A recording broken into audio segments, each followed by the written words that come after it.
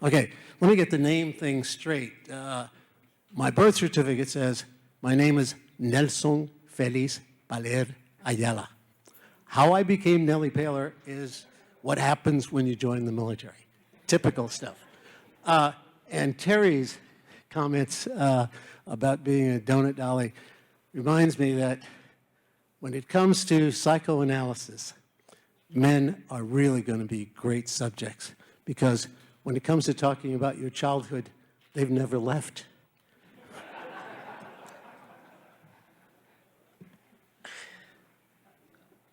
Okay, on to talk. I'm going to try to tell you a little bit about the air war and my part in it and how that air war ran into some problems and eventually had some success. And I'm not even sure how the success happened, but maybe we can find out. Okay, this is a picture of me when I was in my first tour in Vietnam as a young captain. I think that my hair has changed colors. I'm not sure how that happened, but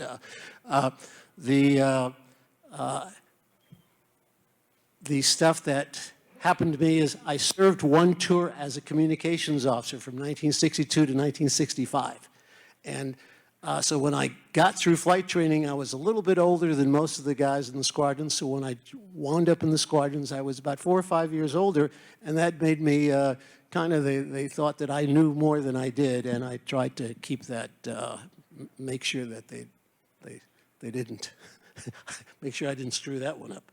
Okay. Here is the airplane that I was fortunate enough to fly, and I got over 2,000 hours in it during my career. It's the A6 Intruder. The one thing I can say about this airplane, and I could tell you a lot of things and spend a lot of time telling you about all of its components, it's basically a badass bomber that can fly real low at treetop level and drop a bunch of bombs and come back. The A6 Intruder was designed to fly at night during all weather and to try to avoid the defenses that were set up by the North Vietnamese and by just defenses in general. This airplane came into the inventory a little bit before I did. I think the Navy got it in about 1963. The Marine Corps got it about 2 years later. The airplane was around for over 30 years, so it did its job. It carried more bombs than any other airplane in our inventory except the first talk today by Lou Moyer, who talked about the B-52s. The B-52s. This airplane could carry 15 1,000-pound bombs. It could carry 28 500-pound bombs. The aircraft that you see here is carrying 4 2,000-pound bombs. You can't see the other two on the other side. If there were just two on that side, I think that airplane would be flying like this. Okay. I won't go into all of the specifics about its system, but the thing at the bottom says it had a two-man crew, a pilot and a bombardier navigator who were sitting side by side. The pilot's on the left and the bombardier navigator is on the right. The pilot's job is to take that airplane off, land it, and while we're airborne, avoid things like anti-aircraft fire, surface-to-air missiles, mountains. The bombardier navigator had to do a lot of the other stuff. His stuff was to find out where you are and get you where you need to be going. So you have to navigate. Once you get to where you're going, you're probably going to go there to find a target. So you need to find the target, and you need to drop the bombs on that target. So most of that responsibility was on the bombardier navigator. So the workload was very much shared, and it was a wonderful experience for those of us who were flying and were not pilots, because our job, the things that we did, were very much appreciated. Okay.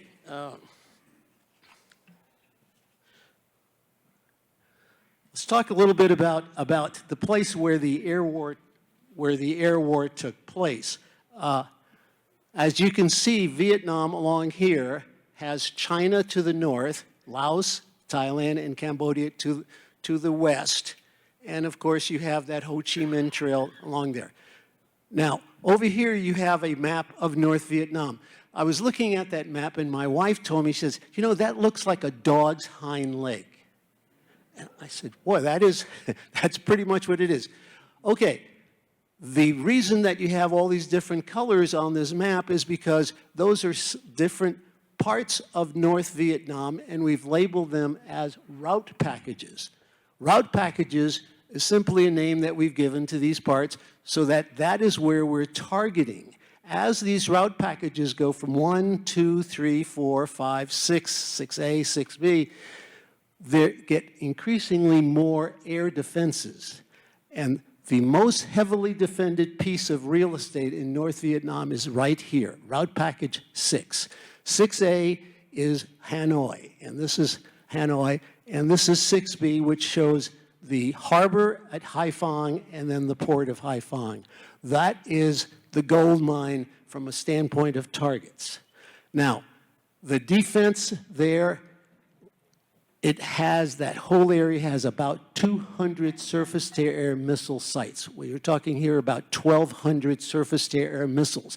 These missiles are like flying telephone poles that come at your airplane at about 2.5 times the speed of sound. And you can outfly them if you can see them and outturn them. Otherwise, they'll probably, when they get near you, they will explode and then take you with them. The other things that you have here, you have about 400 ground control intercept radars. These are the radars that are used to guide the AAA, the anti-aircraft artillery guns that are aimed at you. These guns come in different calibers. You've got 23, 35, 57, and 85 millimeter. The larger the thing, those things can put holes in your airplanes. When you put holes in the airplanes where the holes are not intended to be, then you have a tough time flying that particular airplane. So there were over 8,000 anti-aircraft artillery gun sites in that area. And when you got a mission that said, okay, you're going to be flying at a target in Route Pack 6, 6A or 6B, you knew that you were in for a very, very tough mission. Okay. So let's talk about how the air war against North Vietnam was actually fought. The first part of the air war was what was called the Rolling Thunder missions, and these Rolling Thunder missions were flown from 1965 to 1968, approximately 44 months, not quite 4 years. This was the most intense part of the air war against North Vietnam. The targets, unfortunately, were chosen by higher headquarters, either the White House or the Department of Defense, and the ROE, or rules of engagement, which are the rules of what you can do when you're bombing these targets, were somewhat insane. You could not bomb surface-to-air missiles. You could not bomb anti-aircraft artillery gun sites. You could not bomb any of these. The North Vietnamese also had 5 MiG airfields around Hanoi. You could not bomb the airfields. So when you went during this phase of the war, when you were bombing targets in North Vietnam, what you were doing is you were bombing anything but high-value targets. You were bombing suspected truck parks, suspected barracks, stuff like that. You were not bombing any real targets. Most of the targets in the daytime were flown by the Air Force and the Navy. The Navy and the Marine Corps did all of the night bombings, and the night bombings were done by the A6s. So that's the ones who carried the war at night. Okay. Now, this was a very costly part or part of the air war because the Air Force lost over 500 aircraft during these 44 months. the Navy and the Marine Corps lost over 400. A total of, between the two of them, it was just under 1,000 aircraft. That is a lot of assets to lose. Okay. One last thing on what happened during these Rolling Thunder. There were so many missions flown. There were a total of about 300,000 missions flown in those nearly 4 years, and we dropped 7.5 million tons of ordnance on North Vietnam. Okay, the second phase of the war, if you can actually call it a phase, there was okay.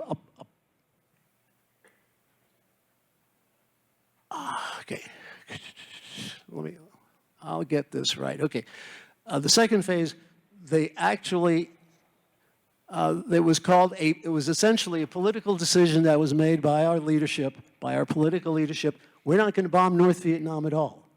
The problem is that this went on for 3 years. What do you do if you're not bombing your enemy? What does that let your enemy do? And if you can imagine what the enemy was doing during that time, he was resupplying, he was rearming, he was recruiting, he was getting his forces ready to invade South Vietnam and take it over. The only targets that we had available at that time were the targets around the Ho Chi Minh Trail along the western border of Vietnam. And those targets were difficult to see. I think it's been mentioned it was through triple canopy, and it was very difficult to see those targets. Okay. The third phase was the phase that I got involved in. I was involved in both second and third phases because of my tours in Vietnam. The third phase was when we were on the carrier. Okay, during this third phase, the first, which went from about May of 1972 till the January of 1973, the first thing that happened during that phase was Operation Pocket Money. Pocket Money was where we had some mines put some mines in Haiphong Harbor. My squadron was the one that led the mining of Haiphong Harbor on May 9th of 1972, and there were no losses of any aircraft. The aircraft went in at about 300 feet above sea level. They put the mines in front of the harbor, and for the first time in 7 years, Haiphong did not have access to the shipping that provided about 60% of its supplies. Now, the other targets, the other thing that was good about this phase was that the rules of engagement, which said, hey, you can't bomb surface-to-air missile sites because they have Russian advisors, you can't bomb GCI or radar sites because they have Chinese advisors and we might piss them off, that was all relaxed. And all of a sudden, we started hitting targets. During this time, we lost our squadron. The Marine Corps, in the 7 years of the war, lost about 25 A6s. We lost 4 of them during this period of time. We lost 1 in April, 2 in May, and 1 in June. And I'll tell you a little bit more about that later. Okay, President Nixon, the other thing that happened during this phase 3 was that President Nixon was very interested in getting the North Vietnamese to come to the peace table in Paris, and what he did was, okay, let's do the Linebacker series, Operation Linebacker. Linebacker 1 went from May of 72 until October of 72, and it just meant that we started hitting all of these targets that we had been ignoring for the previous six and a half years. He said, when that didn't bring the results that he wanted, President Nixon says, okay, let's from December 18th until December 29th have Linebacker 2, and that will bring them to the peace table, because Linebacker 2 was, let's send 200 or more B-52s on a daily basis over route packages 6A and 6B, Hanoi and Haiphong, and let's let's drop bombs on them until they come to the peace table. And during those 11 days, we dropped 20,000 tons of bombs on those targets in Hanoi and Haiphong. The result was that they decided to come to the peace table in January. And, okay, so this just talks a little bit about my first tour, which was in Chu Lai. Some of the best things that happened, some of the best missions we flew there were the close air support. Okay, let's see. Okay, some of the best missions there were the close air support missions in South Vietnam, where we were supporting fellow Marines and we were supporting Army, and we had an opportunity to see how our bombs did their job, and we got bomb damage assessment from the forward air controllers that were controlling us. So, but we did not fly to North Vietnam, so I think we lost one A6 during this phase of the war from the squadron that I was in Chu Lai, and that was because he was flying in Laos. He got vertigo, and instead of pulling up after diving from a target, he pulled down, and the aircraft crashed into the ground, unfortunately.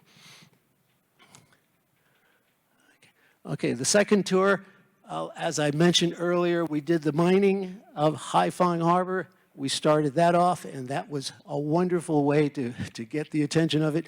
When the leader of that mining exercise or that mining mission came back, he said, "You know what? We should have done this 7 years ago." The other types of missions that we flew off the carrier were the strikes, armed reconnaissance strikes, which we did along Laos and Cambodia, and all of the route packs. And we also did what were called alpha strikes. An alpha strike is when you take half of the airplanes that are in the air wing on a carrier, about 30 aircraft, and you fly them in formation over a target so that these aircraft have ordnance that they deliver on the target within a 5-minute time frame. They roll in from about 25,000 feet until they drop their bombs. And in a case like that, you put about 180 to 200 tons of ordnance on a target, and you can pretty much destroy just about any target. The problem with that is there's an opportunity for the anti-aircraft gunners to shoot at all of these gaggle of airplanes, and you have a tendency to lose airplanes, so we lost a number of airplanes in that. Okay, so what kind of lessons can we say we have learned from this air war, these phases of the air war? The first one, obviously the bombing pause for over 3 years, you've created a sanctuary in North Vietnam, and they've used that period of time to get stronger and to solidify their goals and their aims. As I said, the close air support missions were fine, and they were rewarding.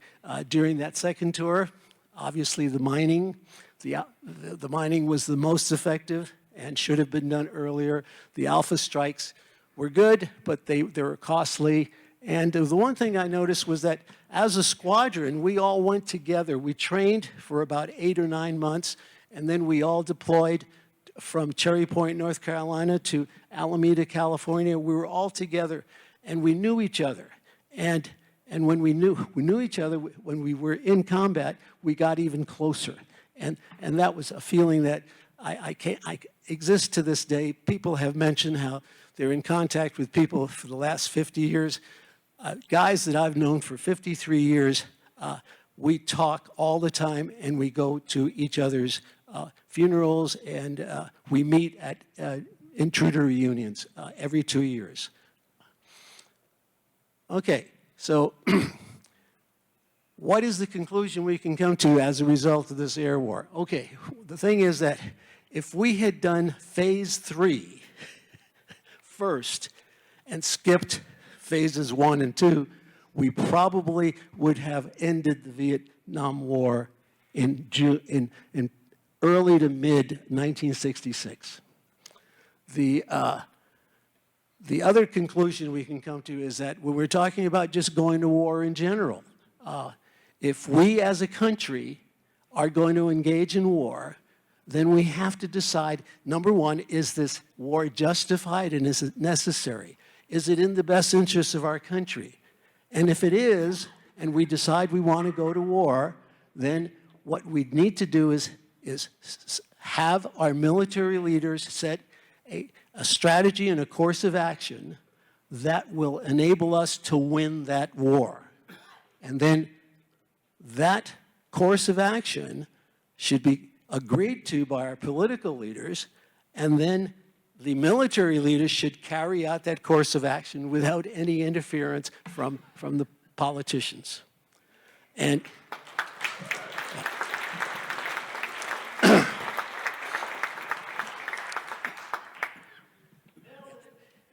okay.